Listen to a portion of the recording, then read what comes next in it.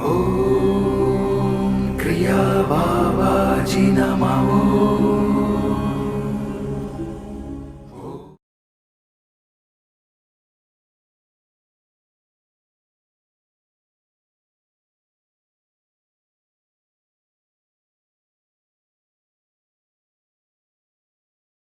Behind the famous temple, Badrinath, the sacred Himalayan shrine, stands 13,000 feet above sea level. Only a few extraordinary beings continue to live and meditate in the caves, even during the winter. 100 years ago, one such extraordinary yogi sat in one of the caves. He was bare-bodied except for his cotton loincloth, absorbed in deep meditation on his inner self. He was fair and handsome with flowing black hair and a black beard, and while his eyes were closed, a peaceful smile lit his face as he enjoyed the inner joy of soul communion. This young yogi, who was just 19, came from a distinguished family of Vedic scholars from the holy city of Varanasi. His ancestors had been disciples of a legendary yogi called Sri Guru Babaji. This young man's father, himself a disciple of Babaji, had handed over his son to the great yogi at the tender age of 9. Since then, he has wandered with his teacher the length and breadth of the Himalayas. A year ago, at the age of 18, he had graduated to the level of an independent yogi. Since then, he have been wandering alone amongst the snow-covered peaks of Kedar and Badri. While the young yogi sat perfectly still in the yogic state called Samadhi, strange drama was unfolding before his closed eyes. Clawing his way up the steep, rocky ledge, an old man of the kind rarely seen in those parts pulled himself up onto the flat rock in front of the cave. His dirty green turban and soiled robe now almost torn to shreds. The rosary around his neck and his henna'd beard clearly indicated that he was a Muslim fakir. There were cuts and bruises all over his arms, legs, and other exposed parts of his body, and blood oozed from his wounds. Cold and hungry, he was on the verge of collapsing, but as soon as his eyes fell upon the young yogi sitting in the cave, the pained expression on his face was replaced by a smile, which expanded into hysteric laughter. "Praise be to God," he cried with a deep sigh, forgetting all his pain and suffering. He moved towards the still meditating yogi and fell prostrate. He then did something no Hindu would ever dream of doing to a yogi. He hugged him. The yogi, crudely shaken out of his trance, opened his eyes and shook off the old man who was clinging to his body. He blew his nose to clear the stench that came from the travel-worn and bleeding body of the strange man and shouted in anger, "How dare you? Keep away from me!" Anger, that powerful poison that is sometimes difficult to control even for rishis, had entered this young yogi's heart. "Please, sir," pleaded the fakir, "give me a chance to tell you my story." "Go away," said the yogi. "I need to have a dip in the Alkananda and resume my meditation. Your kind of person, a meat-eating barbarian, has no place here. Get lost."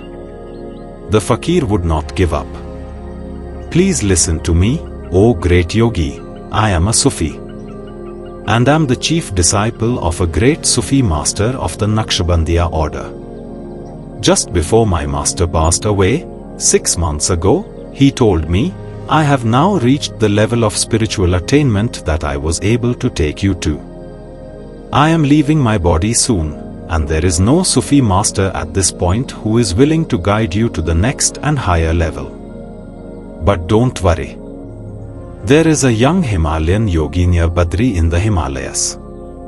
Find him and seek his help.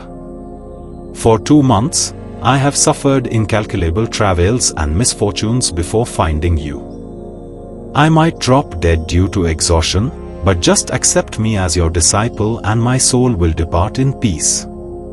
Please, I beg you. I know nothing about your master or the Sufis as you call them. I have received no such instructions, and moreover, I don't accept disciples, said the young yogi, still angry. Now move out of my way and don't delay me from having my bath in the Alkananda and resume the meditation that you so rudely interrupted. Get out. All right, O great yogi, said the fakir, if that is your final word, I don't wish to stay alive anymore. My life's only dream has been shattered. I shall jump into the river and take my life. May the Supreme Lord of the universe guide me. Do what you want, said the yogi firmly, but I can do nothing for you. You are lucky that, in my anger, I did not curse you.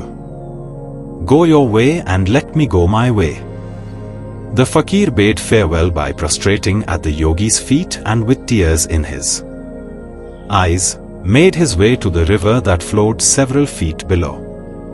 With a prayer on his lips and seeking guidance from the Supreme Being, he plunged into the swirling waters and ended his life. The young yogi, confident that he had done the right thing and having no remorse, he had a dip in the cold water of the sacred river.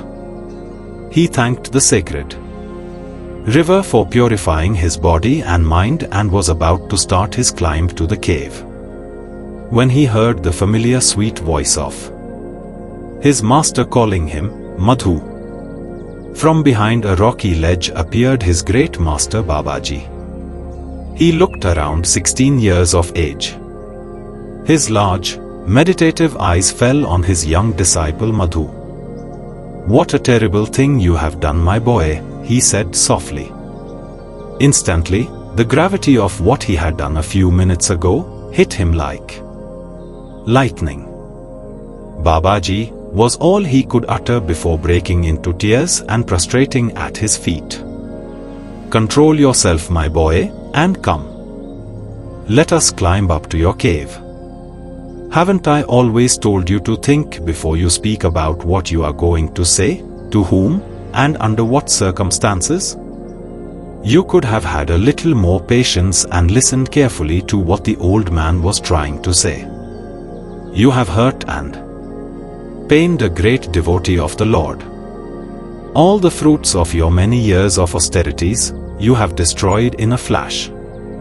A minute of kindness is more precious than 100 years of intense austerities. You have to compensate for it. By then the young disciple had controlled himself and become calm. Whatever you say, my master, I am prepared to do, he said. As for the fakir, said Babaji, I shall take care of his spiritual needs. You have arrested your spiritual progress by your arrogant behavior, and the only way to get back on track is to go through the same or similar pain and privation that the fakir went through. Prepare to do the last kriya of total Khechri Mudra and let your prana exit through the Agya center. We shall then guide your soul to be born in such circumstances that you go through pain similar to that suffered by the poor man. Do it now. Your wish has always been a command for me, Babaji, and I will do so immediately. But I have a last wish. Express it, my son, said Babaji. His voice breaking with deep emotion, and hands clasped in prayer, the young disciple said, Master, I love you with all my heart. That I promise. My foremost disciple, Maheshwarnath, whom you have not met, shall come to you quite early in your next life. He shall be your guide.